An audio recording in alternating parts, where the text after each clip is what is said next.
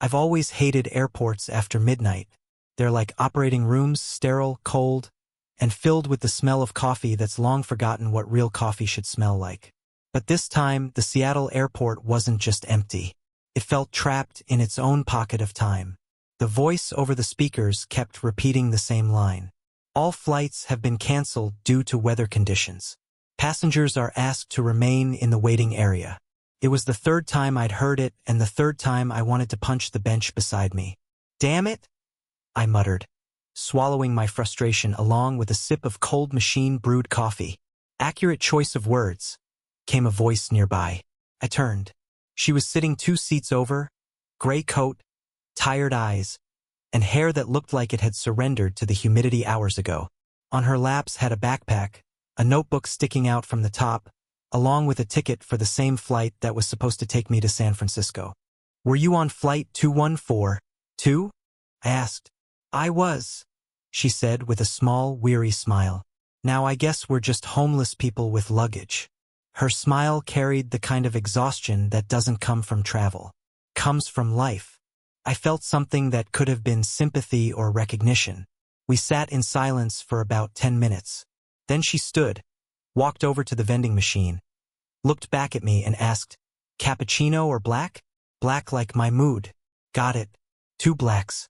She fed a bill into the slot and pressed a button. The machine whirred and clanked like a plane trying to take off in a storm. We drank our coffees side by side, listening to the rain hammering against the glass, like someone out there in the dark was knocking, asking to be let in. "Were you flying home or running away from it?" she asked. "Probably running," I said. I was just flying. Didn't know where. Just wanted something to change." Her voice was soft, but beneath it there was a crack. "We've got a night with no flights," I said. "How about we make it a night with no names, no past, just 2 people suspended in time?" She thought for a moment, then smiled. Really smiled for the first time. "Deal.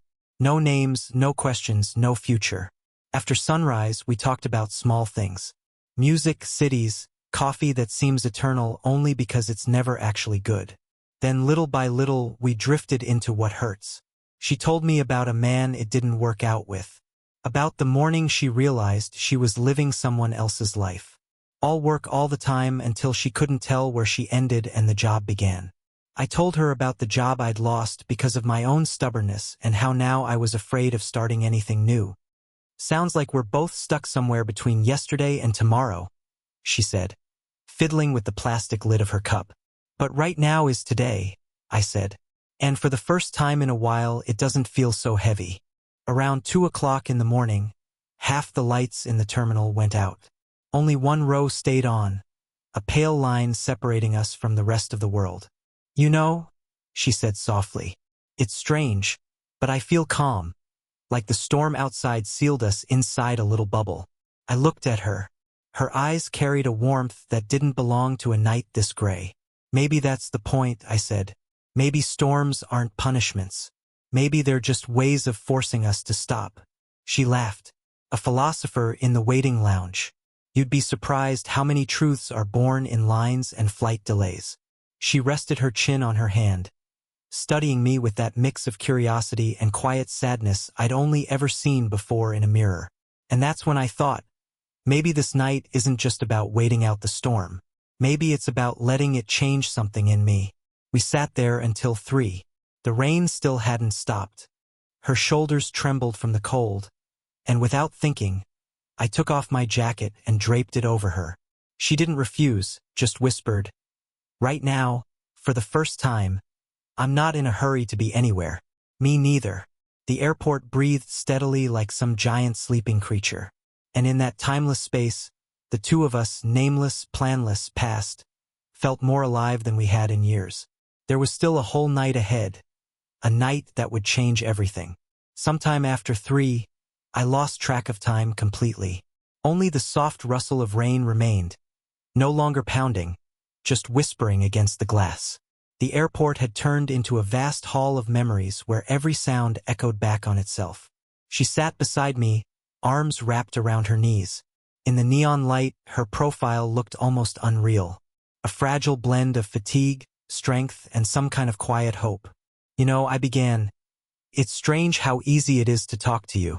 Maybe because we're strangers." She smiled faintly. "Maybe.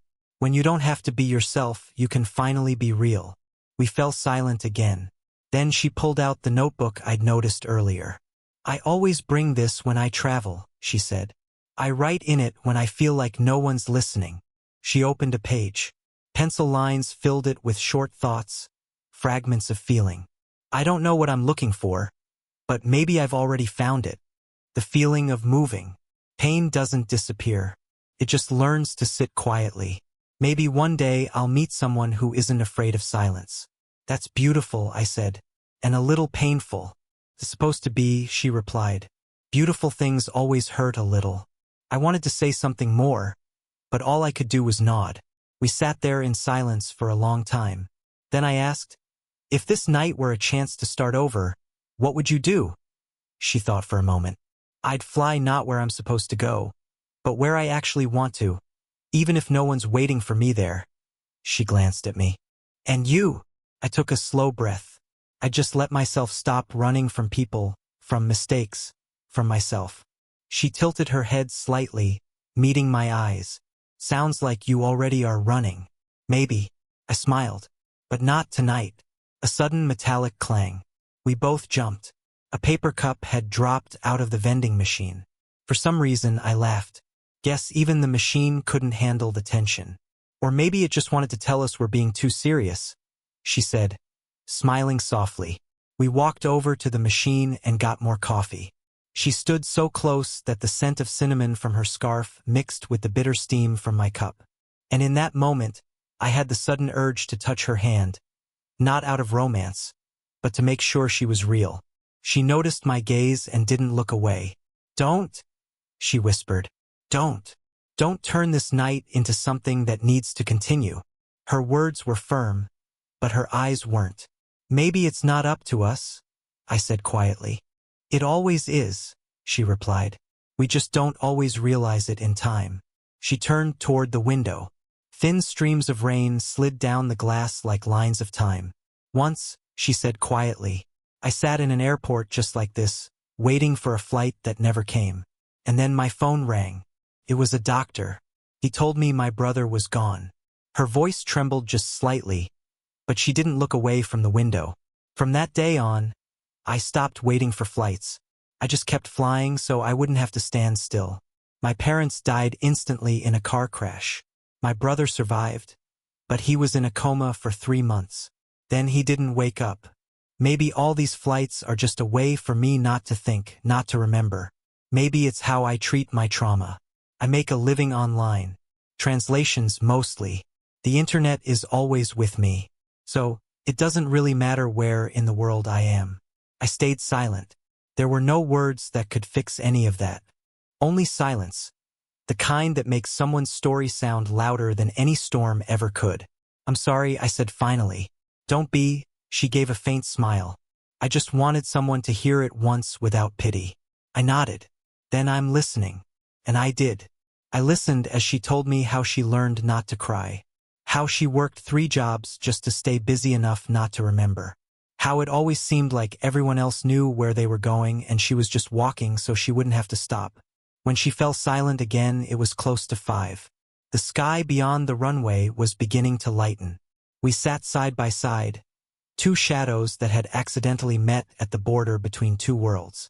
"When the sun comes up," she said softly, "we'll go back to being who we were." "Maybe," I said, "but I don't want to go back into my old skin." She looked at me, and this time she didn't hide her smile. "Then maybe just don't." The speakers came to life.